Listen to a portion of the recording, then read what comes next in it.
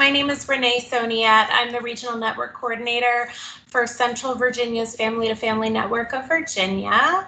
And I'm so glad to connect with you all this evening or whenever you may be watching this recording. So thank you for your time.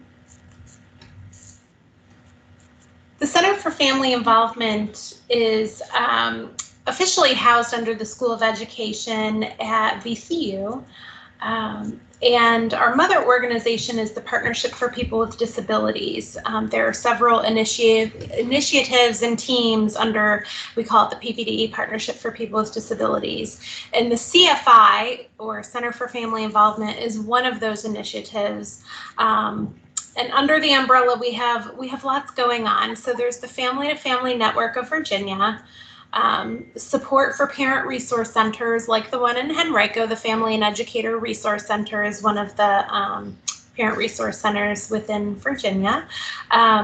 There's the Cultural Broker Initiative, newborn hearing screenings, the I'm Determined Parent Summit, and the Family Engagement Network and Inclusion Project.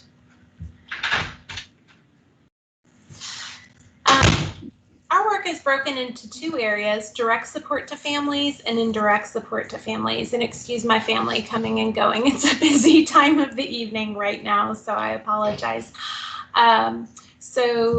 There's direct support, which is one-to-one peer support, information and referral, training and materials. And then, and of course, this is just a broad brushstroke of what we have to offer, but and then indirect support to families, which includes training, technical assistance, and materials. And you'll see materials on both sides of the coin here. As we directly provide materials to families, things such as IEP toolkits and things like that. And then we also provide materials to other agencies, educators, lots of different organizations, and they disseminate our materials as well, which eventually, of course, trickle down to families.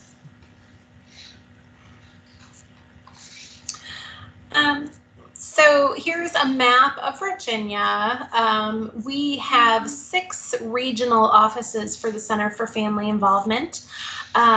We in Henrico, of course, are Region 4, that's the central region, and we extend all the way down to the North Carolina border.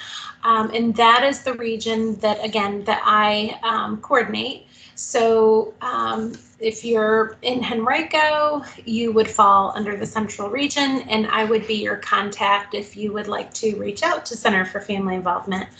There's lots of ways to reach out to the CFI, and I will go into that a little bit more in a few minutes, but I would eventually be the one to get your information and eventually link up with you.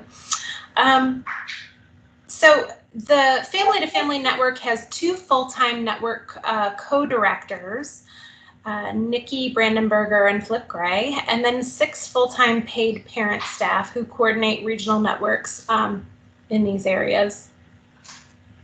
So one of the things we do is peer support. We offer that when a family comes to us looking for assistance, we match them with a peer, which may be a staff or a family navigator. Family navigators are volunteers, and I'll talk more about them in a few minutes as well. And we truly believe that the parent-to-parent model of support is best. As parents, we learn best from one another. So amazing things happen when you connect 2 parents who are able to share resources with one another. So that's kind of the main focus of the Family to Family Network. We offer information and referral. Not only are our staff knowledgeable about community resources, but the family navigators are as well. As I mentioned, they are trained. They go through extensive training, and some of the areas of training include special education, Medicaid waivers, Social Security disability income, and we offer ongoing opportunities for our family navigators to become more knowledgeable.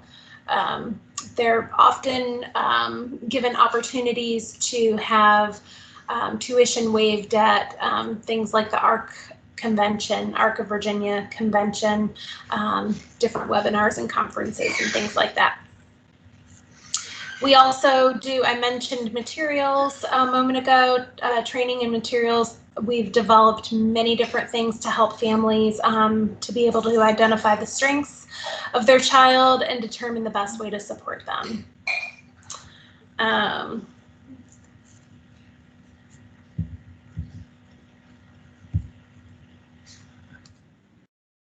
So now I'm going to talk a little bit about some of the different roles under the CFI. Regional network coordinators, or as we call them for short, RNCs. As I mentioned, there are 6 regions and a regional coordinator for each of those regions, and they manage that area. The areas are Southwest, Central, Blue Ridge, Western, Northern Virginia, Tidewater, and Northern Neck, and Hampton Roads. The RNCs work collaboratively on different projects, and they oversee the activities of the family navigators. So these are some of the things that they do. They identify and recruit family navigators. Many of the FNs, as we call them, family navigators, are parents who once reached out to us for help, and now maybe they're ready to give back. And so often those parents are recruited to become a family navigator and be trained to work with other parents. And they often tell us they feel a great sense of giving back, and they feel really good about that. RNCs match the family navigators with parents requesting support. The matching process is done usually by locality, but not always. Sometimes it's issue specific. So sometimes the child might have a very specific disability, and it might make more sense to link that parent with a parent down in, say, Roanoke if they have the same unique disability. That way they can get better information, more specific information about that disability. Sometimes the match is made based on personality or school district. Sometimes the RNC is the best match, and they don't always necessarily pass it on to a family navigator. If they just have very, very similar stories or situations, it might make sense just to keep that match intact right from that point. Or if, let's say, the family just has a whole lot going on, it's very complicated situation that they're going through, that might be another instance where the RNC would keep that match rather than passing it on.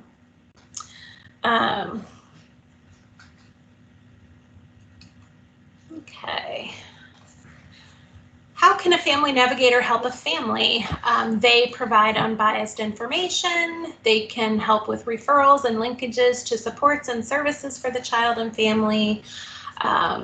They can provide one-to-one support for a family, including access to cultural brokers and disability-specific liaisons, and support in planning for service meetings.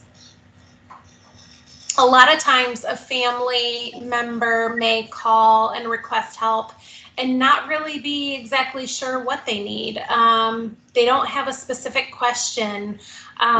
They're just overwhelmed or distraught or stressed out, and they just need to talk to somebody who really gets it, who understands, who has kind of walked a similar walk.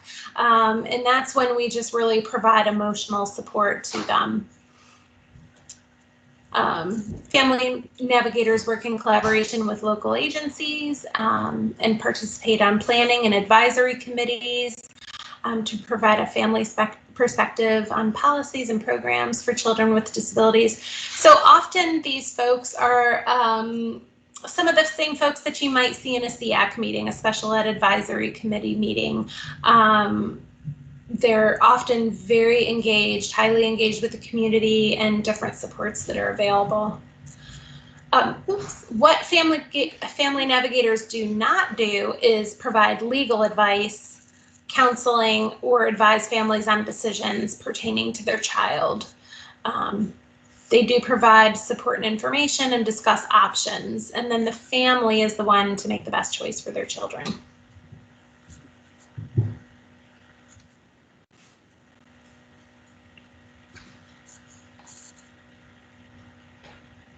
So what is a cultural broker? The primary role of cultural brokers is outreach to organizations and groups in Virginia with whom the CFI should partner with to meet the needs of culturally and linguistically diverse families with children or adults with disabilities. So we have a number of cultural brokers, including brokers to the Asian community, African American community, Latinx communities, and political asylum and refugee community.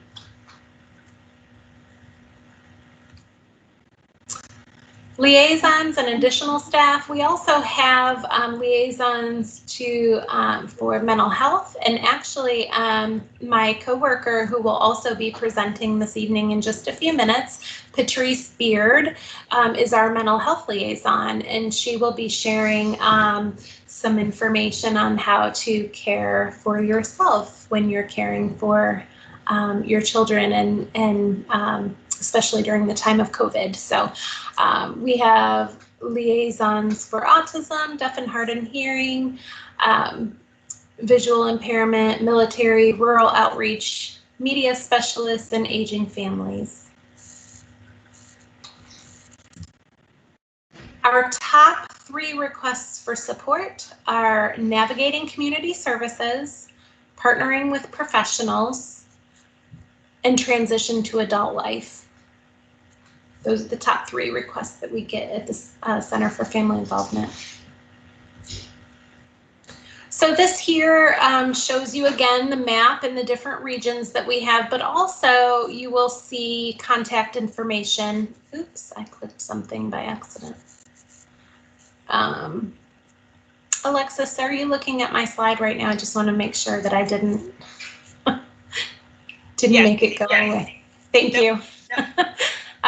So here you have contact information for all of the different RNCs, specialists, cultural brokers, liaisons. So if you happen to have a family member or a friend who's in another region of the state, you can help connect them to, or if you know someone who might benefit from our services, please feel free to share this information.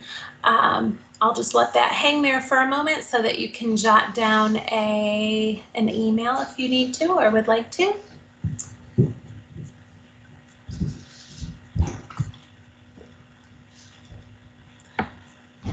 And then here is our website and social media. This is how you can connect with us over social media. And I'll let that again hang there for just a moment so you can jot down if you would like to. I should also say that our services are free to families. There is no fee involved at all. We are grant funded. So all of our training for family navigators and so forth is covered through grant funding. So we do not charge families anything for our services. Okay, and then I just want to say thank you again for your time. Here is a picture, many pictures, a collage of many of our CFI staff saying thank you in many different diverse ways. We really pride ourselves on the diversity within our team and our organization and the greater academic community. So thank you so much. And if anyone has questions, we'll be happy to answer them.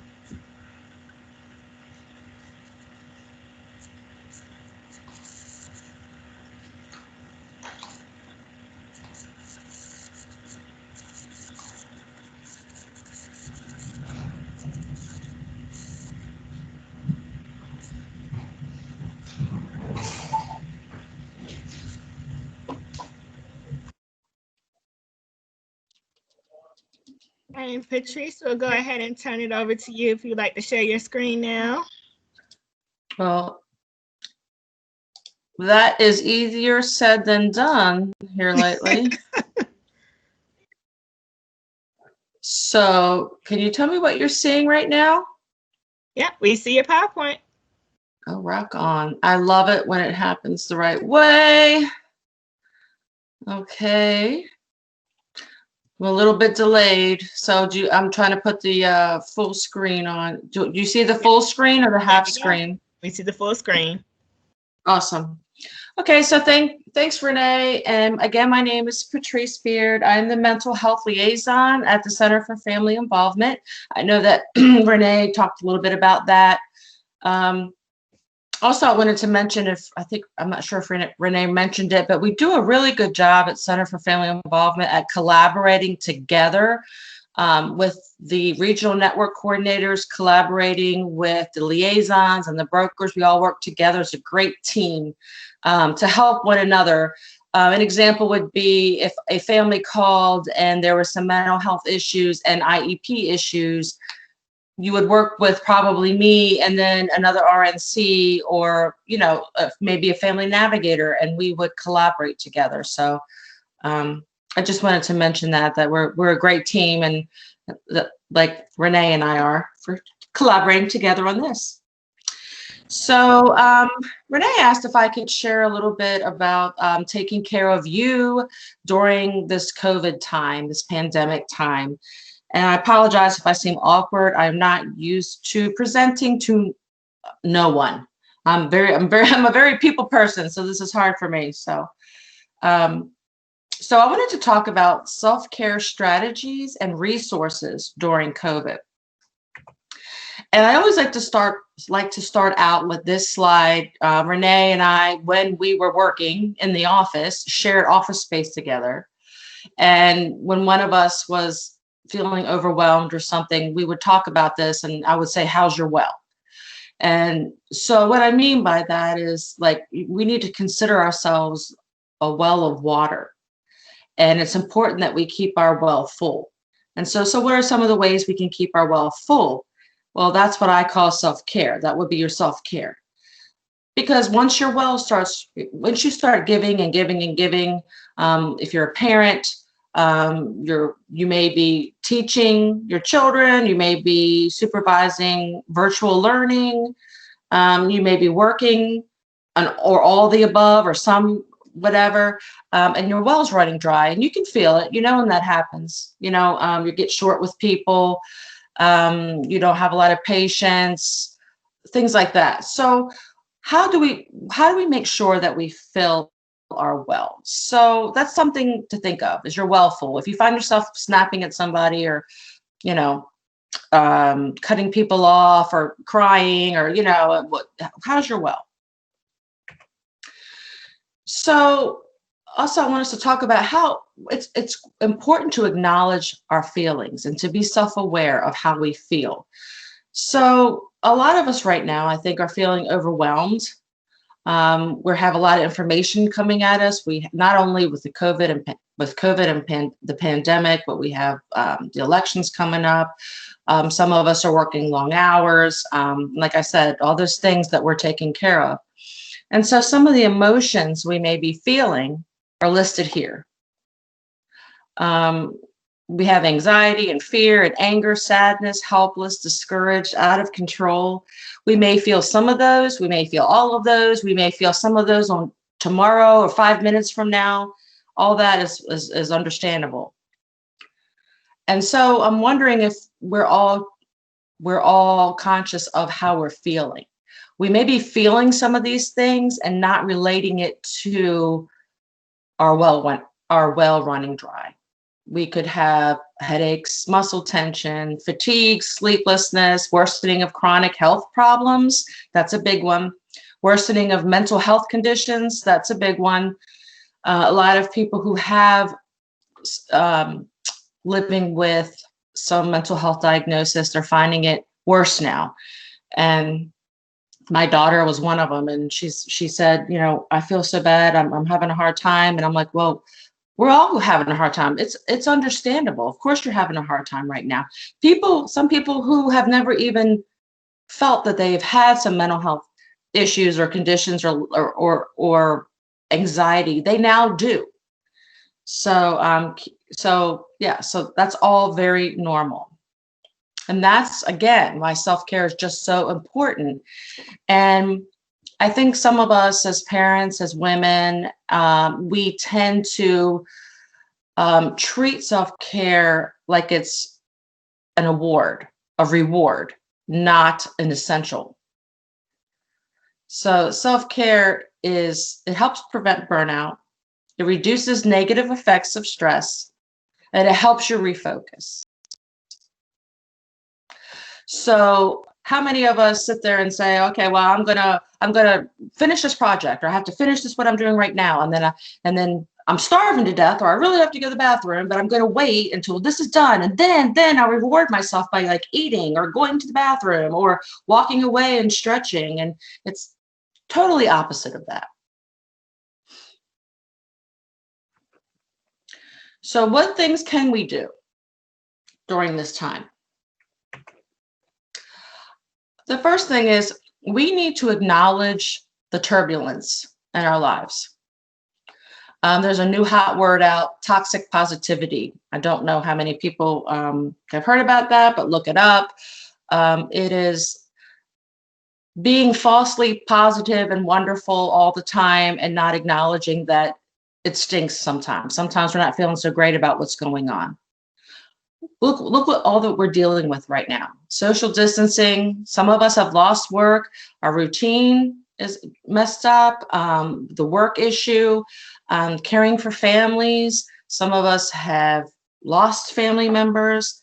It's okay to say this sucks. This is bad. We need to remember to mourn our losses, like mourn the way things used to be, right? Not that they'll never be that way again, but we are missing out on some things and they're not the way they used to be. So acknowledge that. It's okay to express that. Look at the things we're missing out on. I'm sure if you all could interject, you would have your own list of things. And that might not seem like a lot, but it is.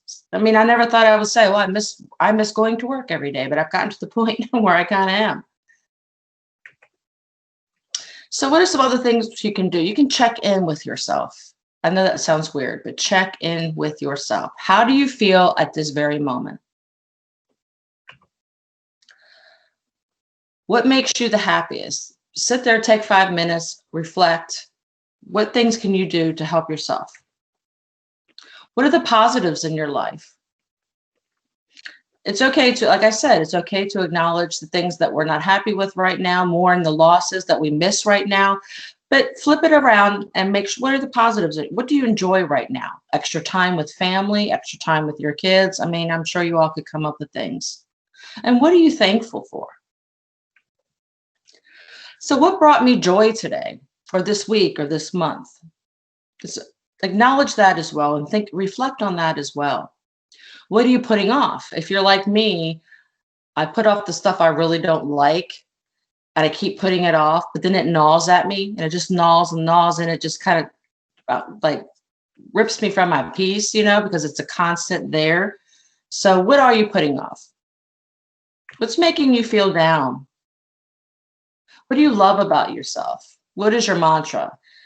This is where I would be talking with all of you and getting your feedback, which is hard about this part of it. But what do you love about yourself? I'm sure we can all stand in front of the mirror and talk about things we don't like about ourselves and pick ourselves apart. But I would challenge you, as many times as you do that and how many times you do that, I challenge you to flip it. And what do you love about you? What's cool about you? This is a good one for us, right? I know as a mental health liaison, I'm talking to people and pepping people up and telling people to be gentle with themselves and treat themselves as they would treat their friends.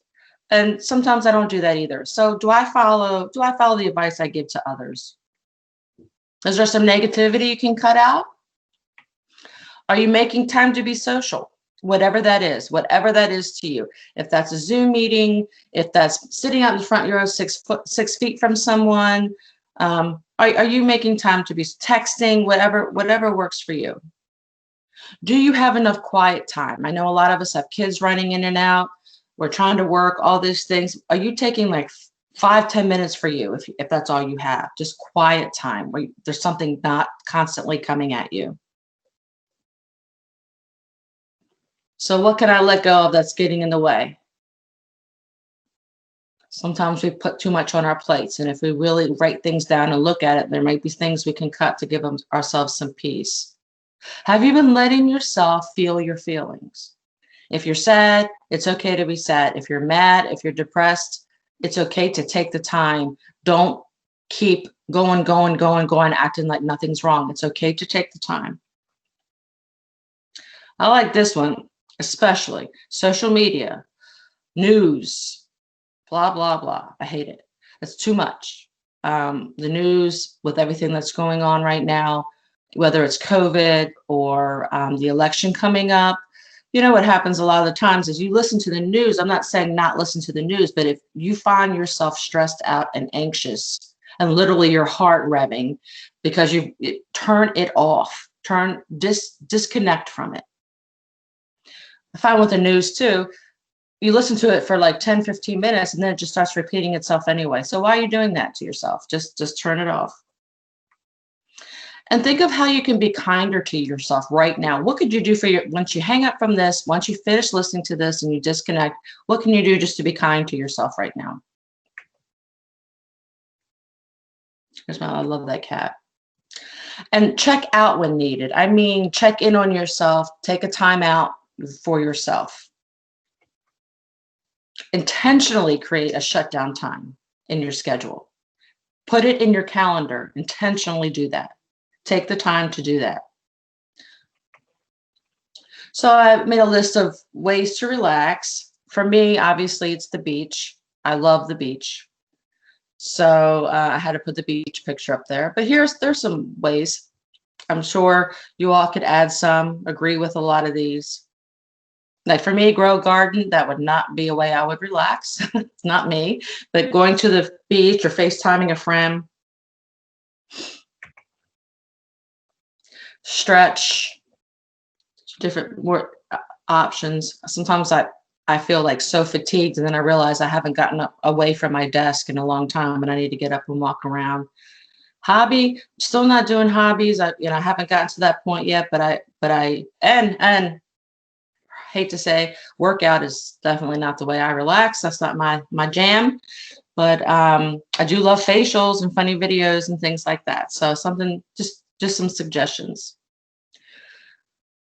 So one thing we all need to realize is our physical and mental health are one. We cannot have one without the other. We must take care of our mental health as just the same as our physical health, because you know what? When our mental health is not well, and we're not doing well there, neither is our physical health. So here are some ways, we all know these of physical health, right? Try to get 7 to 8 hours of sleep, exercise. I'm not saying do all these. I'm not saying I do all these, but I just wanted to give some examples of things we could do to take care of ourselves. I practiced some mindfulness the other day and I went for a walk. And usually I'm on the phone or I'm thinking about, like, my daughter's getting married on Saturday and I'm thinking about what needs to be done, what lists I need to do. But the other day I just took the time and said, I'm going to go outside and I am just going to look at my surroundings and look at nature. And I'm going to focus myself just to be mindful of the walk and the nature around me. Something like that for 5-10 minutes is amazing. Some other things for your mental health, routine at home. I know we're all struggle with that. And some of us do well, better than others. Focus on the things you can control. You cannot control everything. I know we all try it, but you can't. So focus on things you can. Use technology to maintain social connections, regular check-ins. Don't forget to check in with your loved ones, family members that we haven't seen because of what's going on. Focus your thoughts on the present. Focus on today and the now. Sometimes when we dwell or worry about what's coming, what's going to happen next week, what are they going to say in that meeting tomorrow, what this and what that, you need to focus on the now and stay present in the now.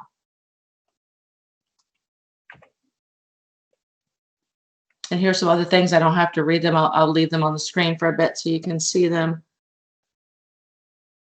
Some people, you know, look for ways you can help your community, blood donations, checking in on other people, food banks. Sometimes complimenting someone else. And in the end, I just want to remind everybody just to be gentle with yourself. You're doing the best you can. That's all you can do. Treat yourself as you would your own friend. And that is it. And thank you all so much.